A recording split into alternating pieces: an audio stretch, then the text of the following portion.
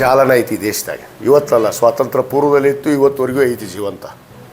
ಏನು ಈ RSSು, ಈ ಹಿಂದುತ್ವ, ಈ ಸನಾತನ ಧರ್ಮ, ಮನುಸ್ಮೃತಿ, ಇವೆಲ್ಲ ಒಂದು ದೊಡ್ಡ ಜಾಲ ಇದು.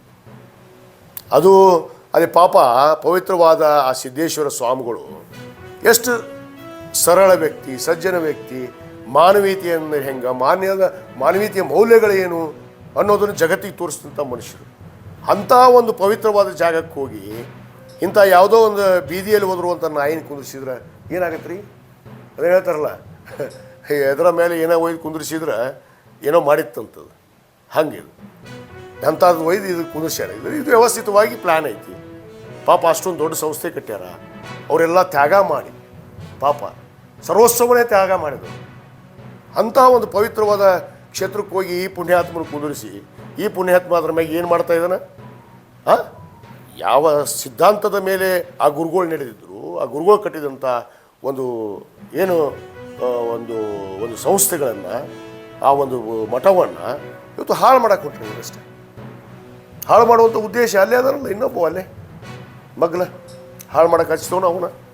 ಮತ್ತಾರು ಏನು ಹಾಳು ಮಾಡಿದ್ರು ಏನು ಹಾಳಾಗೋದಿಲ್ಲ ರೀ. ಜನ ಪ್ರಜ್ಞಾವಂತರದಾರ, ವಿಶಾಲವಾಗಿದೆ ಜಗತ್ತು, ಜಗತ್ತಿನ ಅರ್ಥ ಮಾಡ್ಕೊಂಡ್ರ.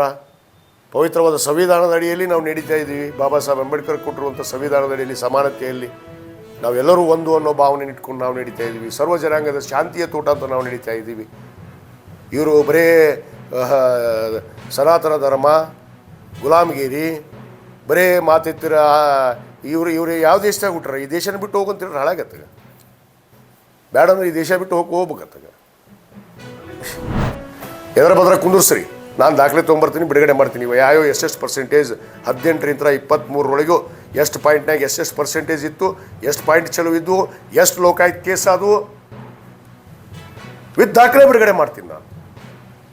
ಇವನು ಮಾಡಿದ ಕರ್ಮಕಾಂಡದಿಂದ ನಾನು ಶಾಸಕನಾದ ಮೇಲೆ 4 ಇದೇ ಮರಳು ಏನು ಉದ್ಯೋಗ ಮಾಡೋಂಥವ್ರ ಮೇಲೆ 4ನ 5 ಕೇಸ್ ಆಗಿದ್ದಾವೆ.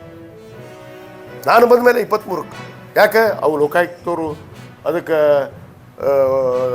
ದಾಳಿ ಮಾಡಿದ್ರು, ಅವು ಪರಿಶೀಲನೆ ಮಾಡಿದರು. ಅವ್ರ ಮೇಲೆ ಇವತ್ತು ಮೊಕದ್ದಮೆ ಆಗಿದ್ದಾವೆ. ಯಾವ ಅಕ್ರಮ? ಸುಮ್ಮನೆ ಅಕ್ರಮ. ಇಸ್ಪೇಟ್ ಅಂತಾರ, ಇಸ್ಪೇಟ್ ತೋರಿಸು ಅಂತ ಹೇಳ್ರಿ ಅವಂಗೆ.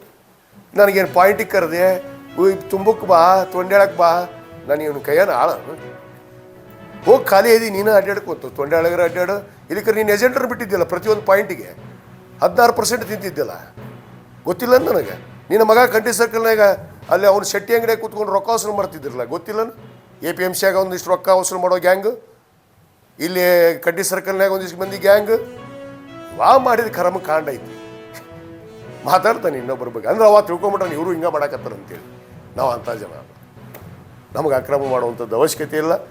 ಇವನು ಬಗಲಾ ಸೀರೆ ಇಟ್ಕೊಂಡು ಬಂದಾವಿಲ್ಲ ರೊಕ್ಕ ಮಾಡ್ಬೇಕಂತ. ನಾನು ಇದೇ ತಾಲೂಕಿನಾಗ ಹುಟ್ಟಿನಿ, ಇದೇ ತಾಲೂಕಿನಾಗ ಸಾಯವ. ನನ್ನ ತಾಲೂಕಿನ ಜನತೆ ನನಗೆ ಗೊತ್ತಿತ್ತ ಏನು ಮಾಡಾಕತ್ತೀನಿ, ನೋಡಾಕತ್ತಾರ ನನ್ನ ದಿನನಿತ್ಯ. ಏನು ಅಭಿವೃದ್ಧಿ ಮಾಡ್ತಾಯಿದ್ದೀನಿ, ರೈತರಿಗೆ ಏನು ಮಾಡ್ತಾಯಿದ್ದೀವಿ, ನೀರಾವರಿ ಏನು ಮಾಡ್ತಾಯಿದ್ದೀವಿ, ಕುಡಿಯೋ ನೀರಿಗೆ 170 ಹಳ್ಳಿಗಳಿಗೆ ಕುಡಿಯೋ ನೀರಿನ ಯೋಜನೆ ತಂದೀನಿ. ಎಷ್ಟು ಅಭಿವೃದ್ಧಿ ಕೆಲಸಗಳು ನಡೆದಾವ. ಅವನಿಗೆ ಸಹಿಸೋಕ್ಕಾಗ್ತಾ ಇಲ್ಲರಿ. ಅದ ಹೇಳ್ತಾರಲ್ಲ, ನಿರ್ಧಾರ ಮಾಡಿದ್ದಾರೆ 23 ಜನ. ಏನು ಉತ್ತರ ಕೊಡಬೇಕಾಗಿತ್ತು? ನಿಚ್ಚಳ ಬಹುಮತದಿಂದ ಕೊಟ್ರ ಉತ್ತರ. ಸಾಕಾಗಿಲ್ಲ ಇವನಿಗೇನ್ರ? ಇಲ್ಲಿವರೆಗೆ ನನ್ನ ವಿರುದ್ಧ ಗೆದ್ದಿದ್ದು 5,000 ಓಟ್ನಾಗ. ನಾನು ಸೋಲ್ಸಿದ್ದು ಒಂದು ಸಾರಿ 16, ಒಂದು ಸಾರಿ 30,700 ಓಟ್. ಯಾಕೆ ಇಷ್ಟ ಅಷ್ಟೊಂದು ಬಹುಮತದಿಂದ ಅವ್ನು ಸೋಲಿಸ್ಬೇಕು? ಇಷ್ಟ ಅರ್ಥ ಮಾಡ್ಕೊಡ್ರಿ. ಬೊಗಳೇದ ಆಸಯ್ಯ ಅವಾಗ. ಅದಕ್ಕೆ ಹೇಳ್ತೀನಲ್ಲ, ನಿನ್ನ ಗೋನು ನಿಂತಿಲ್ಲ, ಗೋನ್ ನಿಂದಿರ್ಸ್ಕೊಂಬ ನಿಮ್ಮ ಊರಿಗೂ ಇಲ್ಲ ಕೇಳಕ್ಕೆ. ಗೋನು ನಿಮ್ಮ ಅವನ ಕಡೆ ಸರಿಯಾಗಿ ಹಿಡಿಸ್ಕೊಂಡು ಬಂದ್ಮ್ಯಾಗ ಬಂದು ನನ್ನ ಹತ್ರ ಮಾತಾಡು.